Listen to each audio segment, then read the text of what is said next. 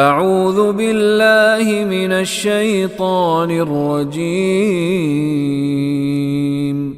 بسم اللہ الرحمن الرحیم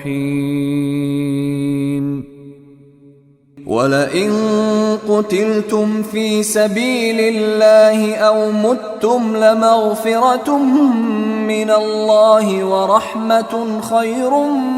مِّمَّا يَجْمَعُونَ وَلَئِن قُتِلْتُمْ فِي سَبِيلِ اللَّهِ، وہ کے معنی ہو لئن۔ اچھا، یہ جو لئن لکھا ہوا ہے کٹھا، اصل میں لام ہے یقیناً کے لیے، اور ان کا کلمہ اگر، اور اگر یقیناً قتلتم پہلے کے اوپر پیش دوسرے کے نیچے زیر آ گئی ہے نا، تو ہم نے پڑھا تھا ماضی میں اگر ایسا ہو جائے تو یہ ایکٹیو وائز نہیں رہتا، پیسیو وائز ہو جائے۔ کوئی قتل کر دے، قتلتم، تم قتل کیے جاؤ، فی سبیل اللہ، فی کا مطلب میں،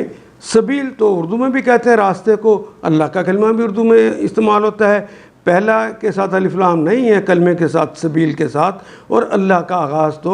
الف لام سے ہی ہو رہا ہے۔ سبیل اللہ، اللہ کے راستے میں، اگر تم اللہ کے راستے میں قتل کیے جاؤ، او متم، او یا، جسے او آر کہتے ہیں ہم انگریزی میں، او یا متم، مر جاؤ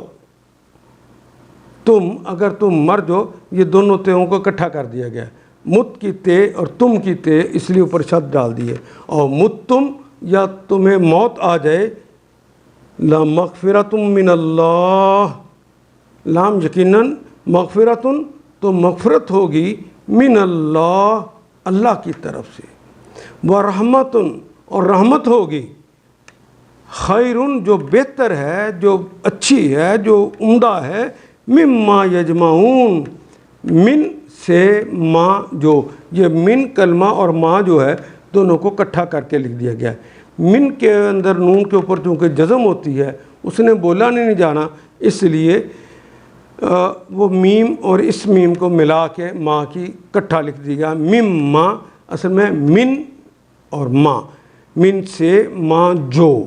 یجمعون، یہ تو فعل مضارع کی علامت، واو نون جمع کی علامت، باقی تو اردو کا کلمہ جمع رہ گیا۔ یجمع،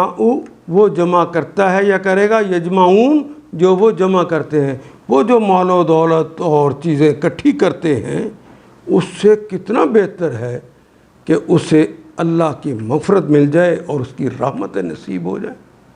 وَلَئِن قُتِلْتُمْ فِي سَبِيلِ اللَّهِ، اگر تم اللہ کی راہ میں مارے جاؤ، یعنی شہید ہو جاؤ، او متم، یا مر جاؤ، لَمَغْفِرَةٌ، یعنی یہ جو ہے کلمہ وَلَئِن قُتِلْتُمْ فِي سَبِيلِ اللَّهِ، چاہے وہ شہادت نصیب ہو اللہ کی راہ میں، چاہے اللہ کی راہ میں کام کرتے ہوئے ویسے موت آ جائے، اس میں فی سبیل اللہ کے معنی شامل رہیں گے۔ او متم، یا تمہیں موت آ جائے اللہ کی راہ پہ کام کرتے ہوئے، تو اللہ کی جو رحمت اور بخشش تمہارے حصے میں آئے گی، یہ تمہارا حصہ ہو جائے گا، تمہیں ملے گا، وہ ان ساری چیزوں سے زیادہ بہتر ہے جنہیں یہ لوگ جمع کرتے ہیں۔ ان آیات کو ایک دفعہ پھر تلاوت خود کیجیے،